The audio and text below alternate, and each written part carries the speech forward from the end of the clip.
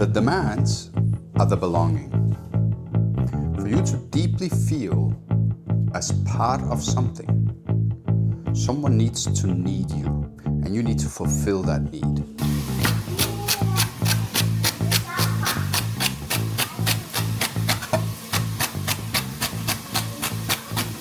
I was a single child of an immigrant family, which means that I was on my own a lot.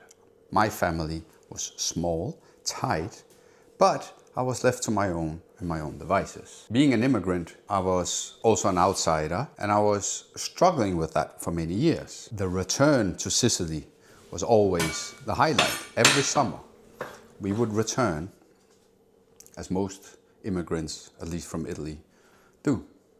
And the clearest memories I have from Sicily often have to do with cooking or growing tomatoes, or this magical process of nurturing each other through food. My most clear memory is the one of making passata outside in the yard, the smell of boiling tomatoes being passed through a sieve and bottled. And I have this clear memory, most of the smell, but also of something deeper. The way a group of people come together to work with the purpose of sustaining each other, with the purpose of taking a piece of the land that also had a lot of hard work invested into it and putting it away so we all had it throughout the year. That being passata, as it was olive oil, or it was making wine, treading on it. That was pure magic to me, but it was also the clearest display of how a community shows that everybody must chip in and work together for us to sustain each other. It gave me a sense of belonging based on food. My wife said the other day that her favorite dish is minestrone, which means I have to pick up on that and I have to make it. What was absurd was that my parents came from a generation that had carried hard work throughout their childhood. We don't need to go back a lot of generations to see kids being used as workers on the fields. So my parents' generations, raising me as somewhere in between being a millennial and a Generation X, they felt that now they could finally liberate me from work and chores. But I wanted to be a part of it. I wanted to do those things. And I remember how everybody found it a bit strange. When we came back to Sicily, I wanted to go out and water the aubergines and the tomatoes.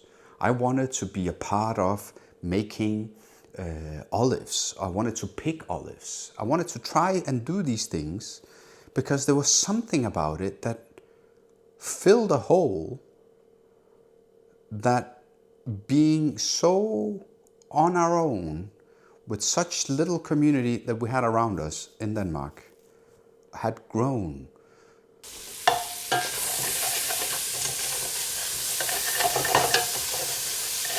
I credit this feeling with a lot of the reason why I one day fell so much in love with cooking professionally. I saw the guy chopping mushrooms in a hotel where I was working as a bellboy, and I sensed that it connected with that part of my childhood that was deep inside me. And as I started cooking, I entered a kitchen environment, being part of a group that was extremely demanding. You could not work in a kitchen and be lazy. The kitchens that I entered did not spare you of the work. They demanded the work of you. And I embraced it because it was exactly what I needed. aged 17, 18, this idea of you are a part of this and therefore you must go for it. You must work. That, to me, made me feel a part of something. The work, the chores, are the demands that the group puts on its members, and through fulfilling these demands is how you belong. The intensity it required of me, to me, was just making my belonging stronger. This is where I recognize the comparisons that some people make between the kitchen as a high-pressure environment and the military.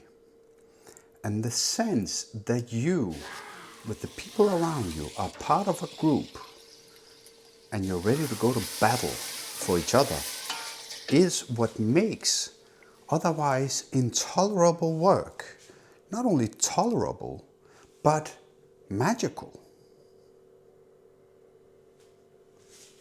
So when people make these connections between the brigade system of a kitchen, of a professional kitchen, as being something that is inherently toxic, I just strongly disagree.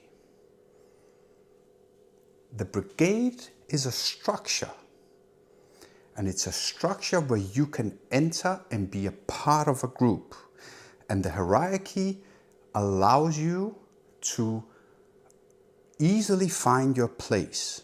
And some of us have been looking to find a place where we can belong. And a kitchen environment used to be a place where people that otherwise had a hard time finding a place to belong could fit in.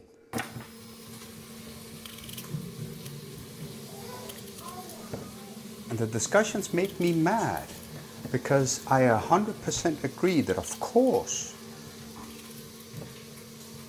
the brigade and a militaristic hierarchy can create a toxic environment and bullying, and that is despicable. It should never be what it is. But let's not conflate the demands as the problem, the discomfort as abuse. It's not the same. My experience has been with Gen Zs that they have an extreme hunger for both purpose and meaning and belonging. But the difficult part is that they are bombarded through social media with calls for righteousness, with calls for revolting, with calls for not accepting the status quo and to be suspicious. And it's fair. I, as a child, did not have that. As a teenager, I did not have that. I did not have the suspicion towards the groups that I entered. That was potentially dangerous, you could say, because it does allow or open up for some level of trust that can be exploited. But it gave me a sense of belonging that I would never be able to achieve if I was so suspicious of it that I was disengaging. A lot of this clicked for me when I read this book, Hunter, Gather, Parent. A mother investigates how indigenous people are raising their kids. And the main takeaway I had was exactly that you need to have them participate and make them feel that they are a part of the group. Don't spare your kids from washing the dishes. That's not what they need.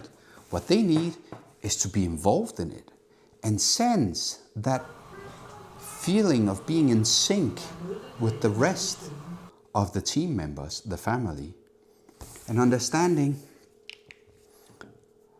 how great that feels to overcome something together. The chores are where you start. This is also one of the main reasons that the Gen Zs might lack this courage to be a part of something, because they have not been forced into it at a young age for them to be able to actually know what it feels like and how great it is. I fell into the trap as a parent myself with my oldest kid, where you have these ideas that you can kind of pay your kid to do stuff, and you do the dishes and then I do the dishes, and that's how I grew up. You do that, I do that, it's kind of chores, and we divide the struggle between us instead of doing it together. And once I read the book, I started saying, okay, let's do the dishes together. And then we'll finish up together. And the conversation you have as you're doing the dishes with your teenage son are something very different than what you have when you supposedly want to sit down and have a chat. Nobody wants that. No teenage kid wants that. But to be active together creates a bond that us as parents, and I think us as fathers, as men, we really need to cultivate and show the way in doing hard work together, because we care and we're there for each other.